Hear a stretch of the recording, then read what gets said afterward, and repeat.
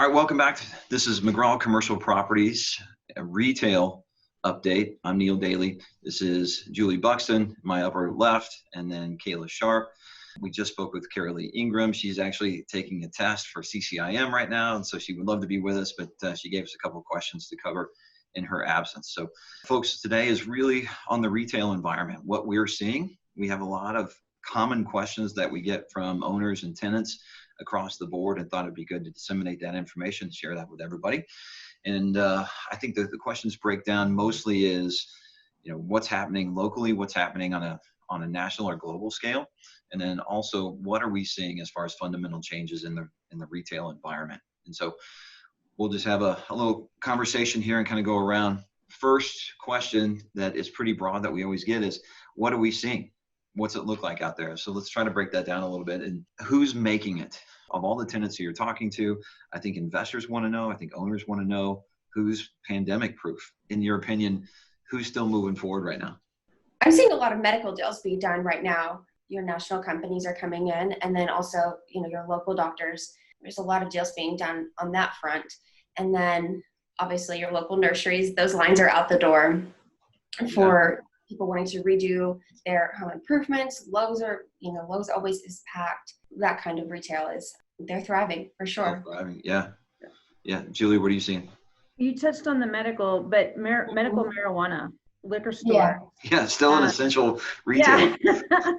Well, and just the stress and the angst, they're actually not only just thriving as an existing business, but they're also, still looking to move into retail spaces. They're still actively searching for deals. Yeah, for a box. And also, the quick serve, the fast food restaurants, and even restaurants as a whole, they were hit in the beginning, but those that have been able to, to be nimble and proactive and either add more drive-through lines or sign up with a delivery service or provide more online ordering and, curbside pickup, those that can adapt and again have been creative and nimble from a food service perspective are certainly doing well in this environment. Yeah, restaurants, certainly no doubt that everybody understands that those have been hit hard because they focus on bringing people into a tighter quarters. I would say that if you're in a drive-through scenario, that is the best case scenario for a food provider at this time, right? And going forward, anybody looking at spaces, I would say that has to be a mandatory element, correct?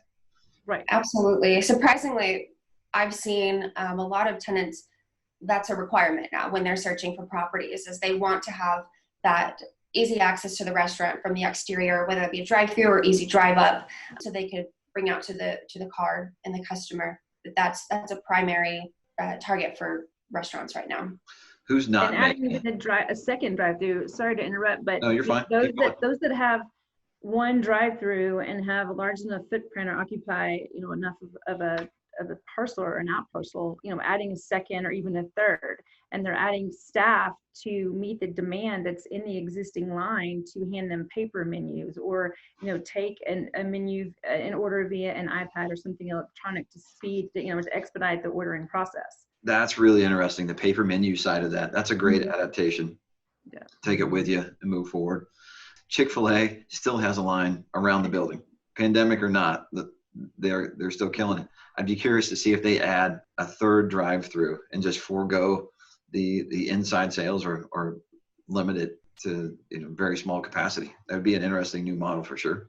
I think in some markets at the right intersection, that's an option. And just this week, I heard that they are adding mini delivery trucks, a small fleet of them to certain stores, at least in Oklahoma, to be able to deliver, as opposed to, is for large catering or even families, but these little small minivans that do nothing but shuttle, chicken and waffle fries to the various locations that people order. It's the Amazon of fast food. They're cornering it. I was on a call, I think I mentioned to you earlier. It was an SIOR call. I talked with guys from around the world. There was a guy in Louisville. He offices with the broker that handles Texas Roadhouse. So I guess I didn't realize, but Texas Roadhouse is based in Kentucky. And he said that they had to scramble to find a 20,000 square foot refrigerated warehouse to store all the steaks because they couldn't order them. But what they did is they turned into a market. And so now you can go through, at least locally there, you can go to Texas Roadhouse, drive up, and they'll bring you out their sirloin and their fillets, their ribeyes with their packet of seasoning. You can get the rolls and take it home and bake it. So that's an adaptation. That's certainly new, turning into a market. And that's a non-drive-through business trying to figure a way out of it. That's a good, to your point, an adaptation, a good response, thinking outside the box, whether you are a property owner or a business owner, of how to capitalize on this opportunity. You know, you take a bad situation and you turn it into something that's profitable. And I think the more businesses, be it, you know, national retailers or even your mom and pop shops, even on the landlord side, the more people that can, you know, get creative. And I keep saying think outside the box, but literally, you know, think outside brick and mortar and be adaptable like that. That's what's going to make it long term, I think, on the other side of this. Yeah. I'm interested to see how it all plays out afterwards and how people can evolve. You know, no one has a playbook for this kind of thing. So you don't know what it looks like after this whole pandemic is over, and how restaurants and retailers are going to have to respond afterwards as well. Yeah, if you can't go back into it, you know, it's less of a pause button when a tenant's asking a landlord for help. It becomes more of a long-term strategy. Hey, I've got 5 or 10 years left on this lease. The world is not the same, and I cannot sustain to pay that long-term. So here's my sales during maybe the last 60, 90 days. You know, if we get to the end of the summer, here's what I did. This is what I think I can do moving forward. If you want to keep me as a tenant, this is what it's going to have to be restructured as. I would assume that there's going to be a lot of those conversations that continue to happen as things evaluate. The other side, medical, you mentioned earlier, ambulatory care clinics seem to be just as popular as they were before. No one necessarily wants to go to a hospital. I know we had a sick 2-year-old that we had to go take him in for an ear infection, nothing COVID related. There was a lot of steps to pass to go see the doctor who is at the hospital and not at the clinic. So I got to think that the masses want to try to avoid as much of that as possible, would prefer traffic at a small clinic as opposed to a large hospital. Have you guys talked with anybody in the healthcare world? Not about that specifically, but I think what we've seen though via communication is telemedicine. Whether it's, you know, you're just a quick exam like, hey, I have a sore throat, or, you know, a mental health, but the telemedicine is just exploded because of this. The need for it, the opportunity, you know, the offerings of it. So WebMDs. That seems to be the case. That will be one that will be continuing to be reevaluated, as certainly as pandemic proof, because it didn't get shut down. I think it's something that if we learn from the past, certainly understanding what governments or local governments, state governments have determined as quote unquote essential, to see if they were essential, if everything is essential, how they succeed going forward. One of the guys earlier today in the DC area said that they own a building that was it was rented by a large construction equipment rental company, and construction across the world, apparently from the guys in Paris and London, said that construction was one of the only things that was still moving forward, construction projects, road construction. And even they called and said, hey, we can't make it. We need to take a break on rent, and we need to stop payment or modify our lease, et cetera. With that said, who's not making it right now? Or second part that we'll get to is, you know, who's restructuring? I think I think there was an initial panic, and then now there's, you know, let's just catch our breath and let's not overreact. But what I would say long term is, I think the sooner that the landlord and the tenant can come together and sit down, you know, as we've said before, you know, this is new territory for almost everyone that's alive today. No one knows, no one's experienced this, no one knows the outcome. The sooner the landlord and the tenant can get ahead of it together, right, the better it's going to be. You know, they need to empathize with each other's situation, but they're essentially in the same boat. And so the sooner that they get ahead of it and come in and you know, sit down and discuss, this is what the, you know, me tenant is going through, this is what me landlord is going through. There's a way to work together in good faith and compromise, to where on the other side of this, there's a higher probability, or should be a higher probability, of both sides coming out. I think if it pursues legal action, if you execute a force majeure or, casualty clause, by the time, the legal remedy has been handed down, it's lose-lose for both situations. Neither party wins. So it's in the interest of both sides to come together sooner rather than later and just be transparent and honest. Right. This is where my sales are. Well, this is what my, loan payment is with the bank. Let's work together. Yeah. So, I agree with that. I think, recovery is the goal for everybody here. No one wants to see their tenant go out of business. It's such a relationship business that once you do start having those communications, I think it opens up a lot of doors for both sides to realize, landlords have their own set of issues they have to deal with and tenants have their own set of issues. So once you start communicating that, everybody gets on the same page, and it's more likely that, the tenants will be able to make it and survive to the end of this. Yeah. The call that we had earlier today, and it seems to be the case as we visit with people around the country, that if you're a landlord and you have a tenant that is affected, which everybody has been affected, there are about 3 different ways of responses. There is hey, I'm doing fine. I appreciate you checking on me. We'll continue to make payments. We've got enough in the bank to trudge forward. I'll let you know if anything changes. To number 2 is kind of along the smaller business or the mom and pop side is, hey, hat in hand, having a real tough time. I know I signed up for this. I know I owe you the rent payments, but I can't make it right now. How do we work together to restructure this? Let's take X percent off and let's restructure or amortize it over the rest of the year, or add it onto the back end of the lease, or so on and so forth. To the third category, which is a letter from an attorney, I'm not paying it and you can't evict me, or I'm not going to pay it until this. The resolution a lot of times I think is the landlord says, before I work with you, have you taken every measure available to you under federal law or federal guidance? Can you get a PPP loan? Can you get the relief under the CARES Act? Can you take advantage of some of those programs? Have you done it? All the way forward to the guy that we talked to today has a form that the landlords are using there that says, send me the last 2 years of your sales and send me the last 60 days of your sales so I can see how much it's been affected, and let's work together. Some people have done it, but he said a lot of times the national groups who have attorneys on staff and in-house counsel respond back and say, I'm almost insulted that you would send us this form and we don't need to do this. And you're asking me to take less money. I'm asking you to prove that you need it. And so there is, I think, an open door for some people taking advantage of the situation now that we're moving forward and some of the stigma has worn off. Have you worked with any landlords that are going through negotiations right now? Anything that they're doing in particular? One that I've talked to, it's a small retail center, and a lot of the leases are month to month. And so what we're working through, and the tenants though have been in this particular center for quite a while, very long-term tenants. All the primary lease terms have expired, so now we're month to month. So the landlord is looking at going to them and locking in short-term, 6 to 12-month leases, but at either a slightly lower rate than where they currently are now, month to month, to ensure that cash flow, and or maybe even offering concessions for new paint or something. One, just to make sure that there is a cash flow coming in from the landlord, but 2, on the rent abatement side, to be able to help out that small business.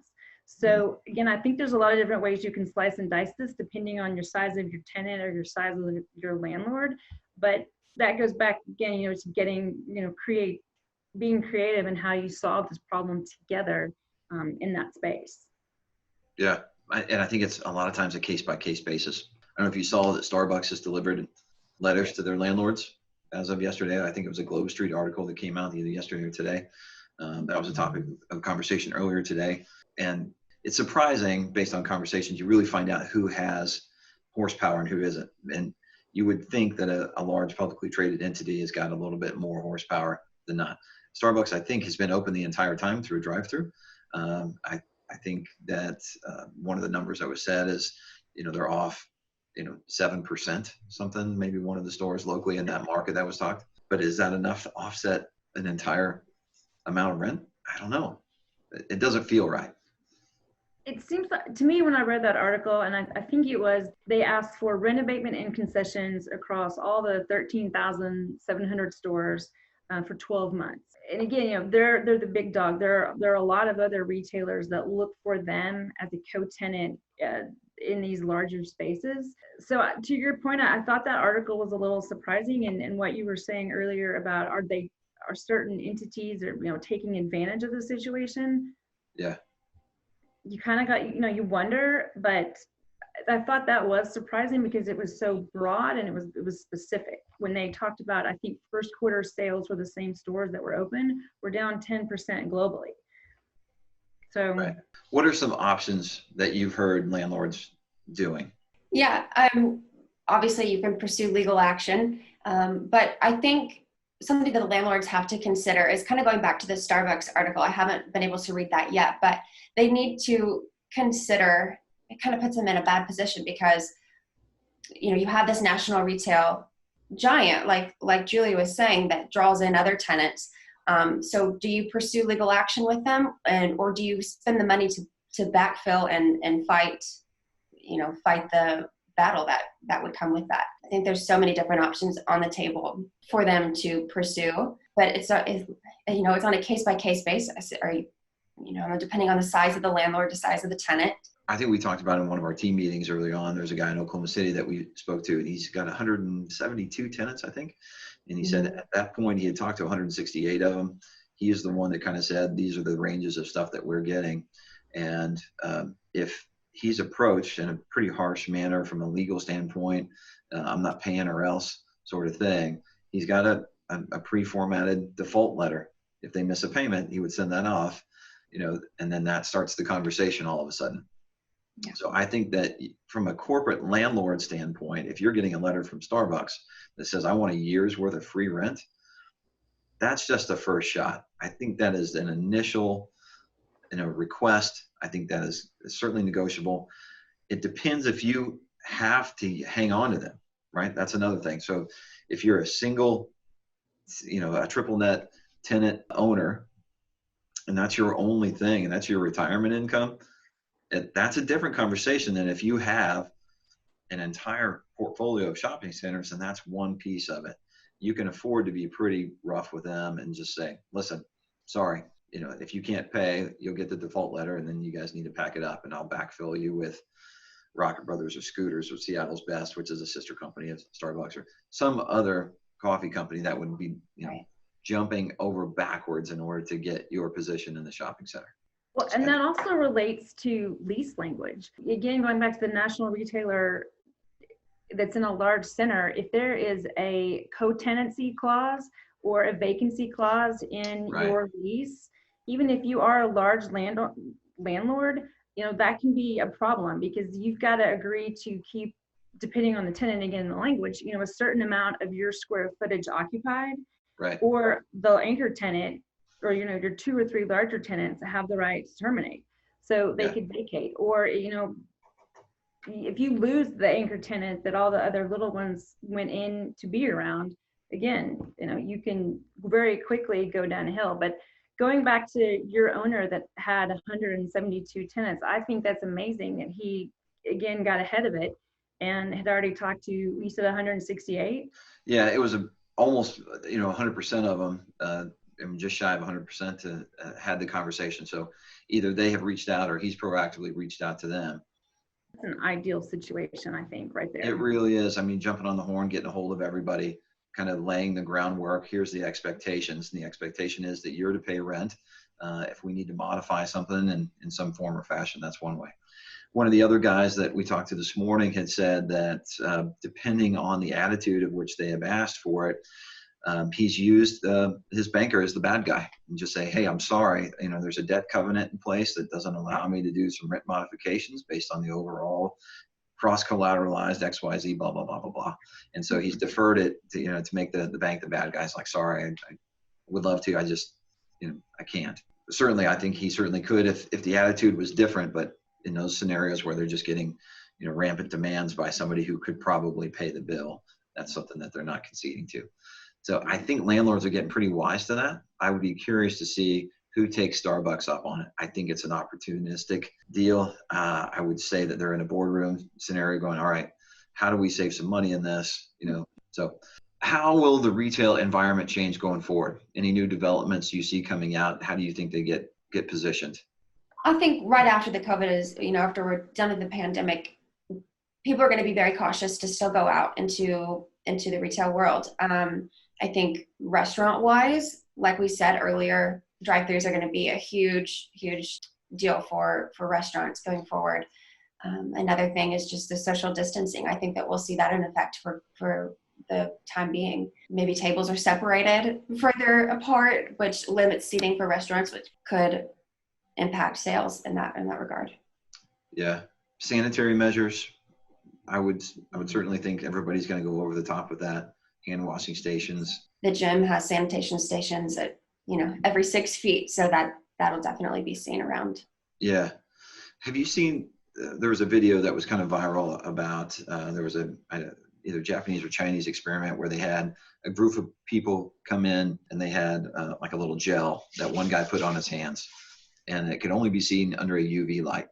And so they have 30 people in a room eating dinner. So that's the scenario. They set up a buffet bar, and everybody knows there's an experiment, but they're going to get dinner out of it.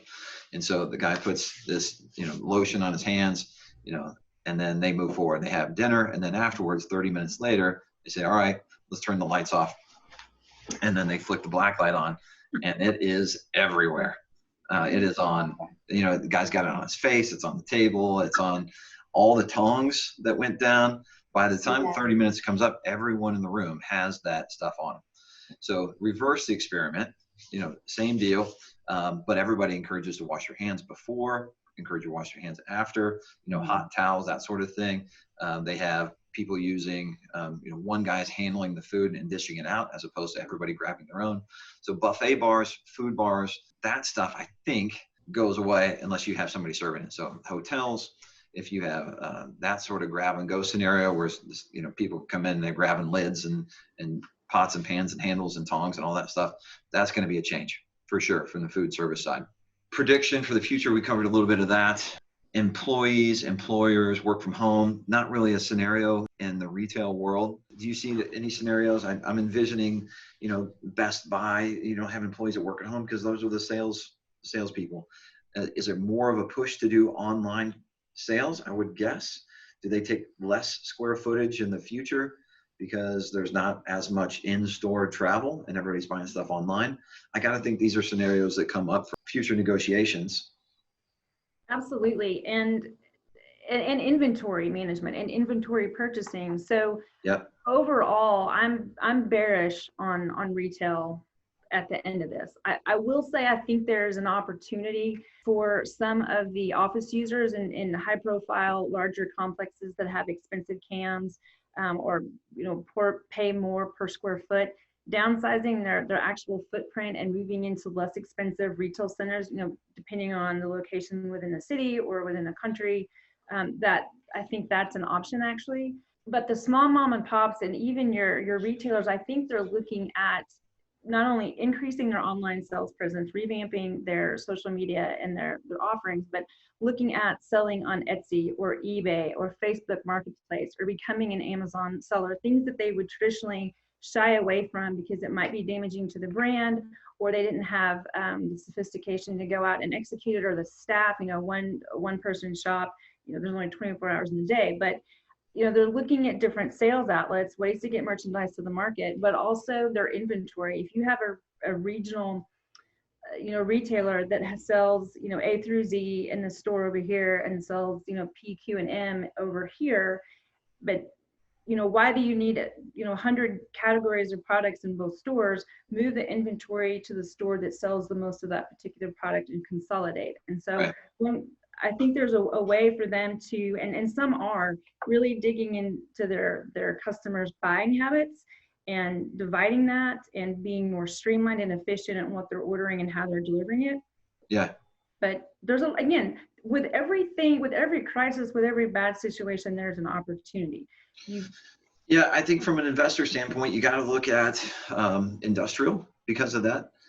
If you're an online retailer and you need a place to store your product. Third-party logistics companies are thriving right now because they're trying to figure out how to take a lot of the stuff that was traditionally bought in the stores. Now it's going online. I know that I've seen them pop up immeasurably in my Facebook feed. I know that I've even purchased some t-shirts that were on sale. I'd like to go back and audit all the stuff that we've purchased during the last 60 days from Amazon and really figure out, a need versus want category and see what that looks like. But the industrial market across the world, even the guys across the seas today, are really highly occupied. So somewhere north of 90% in almost all markets. Here in Tulsa, I think you're north of 95, same for Louisville. It's one of those things where stuff is being sold. It's just the different avenue in which that they're doing it. We've talked about the economy as a whole. We've talked about who's making, who's not making, what our thoughts are, landlord revisions. We didn't get a whole lot into the lease language. I think everybody understands that there's going to be some revisions to what's now force majeure. Pandemic is going to be included in that alongside of acts of God and riots and civil unrest and all of that. We've even seen it in contracts that are existing contracts, amendments to existing deals for force majeure language. Counterpart signatures. I don't think there's any pullback on doing digital signatures at this point. Wet copies of signatures are being less and less enforced, and everybody's okay moving forward with a DocuSign or DigiSign or some electronic format. A, because of germicidal fears. B, because if there's a total shutdown of the world, maybe the Postal Service isn't running as fast. Maybe we're not meeting the deadline. So digital signatures, that's okay. How are you guys conducting tours or marketing? How has that changed? Yeah. We're going as normal. Just taking the guidelines into consideration, wearing masks and staying 6 feet apart from the clients that we're showing the properties to. But otherwise, we're continuing on as normal, and doing the digital signatures really helps. A lot of our business can be automated, and that's a good part to being in this situation. Yeah, I know you and I have shown up on a couple in masks sometimes. It depends on the person. I haven't participated in that. It's been pretty small, and it seems to be the attitude of just hand sanitizer. I've carried bottles of hand sanitizer in my back pocket. I just got these from a friend, and these are nice little pens that almost as a gift you can hand out. But that seems to be okay. The tours, Julie, what are your experiences? Same exact experience that you all have had. The tours that I have conducted, some of the brokers and some of the clients show up with masks. Some of them have gloves, some don't. Most of them, though, are very respectful of the 6 feet, whether they're opening the door and I'm going through, or I'm opening the door and they're going through. But I'm still showing space. I mean, it's slowed down, but I have still conducted tours. So. Yeah, agreed. Which is great. I think we've all across the board, whether it's multifamily or industrial or office, retail, everybody's experienced some sort of either deal that has completely fallen through, a deal that has been hit the pause button, we're going to wait and see, or stretched down a little bit. Maybe it's because of the buyers or tenants' reluctance. Maybe it's just because they couldn't get financing. There's been a lot of those that have been extended that, we've had one where earnest money has gone hard. And the guy says, listen, I want to buy the building. I can't get my loan through because my bank is working on 3,000 PPP loans at the time. There's not enough manpower in order to process. I can't. And so in this case, they worked a scenario to extend for a week, and they're going to allow some early occupancy and pay some rent. And it all worked out. Everything's unique at this point. So sharing stories and sharing experiences and who's got the most creative idea, I think helps all of us to offer suggestions to both those landlords and tenants. And that's kind of what we're talking about today is what's the best practices? What are we seeing? What's out there? We're reading national news, global news. We're speaking with people around the world. What are they seeing? What collecting all of this data together. So if you're watching the call and you're listening, if you have a retail question for one of us, either myself or Julie Buxton or Kayla Sharp or Carolee Ingram, who wasn't able to join us today, please feel free to give us a call. Our contact information will be on the screen shortly after. But McGraw Commercial Properties, 918-388-9588, and get you to the specialist of choice. So with that said, Really appreciate your time today. Thanks for being on the call and sharing all your information today. Thank you. All right. All right. Have a good one, everybody. Talk to you soon. Bye.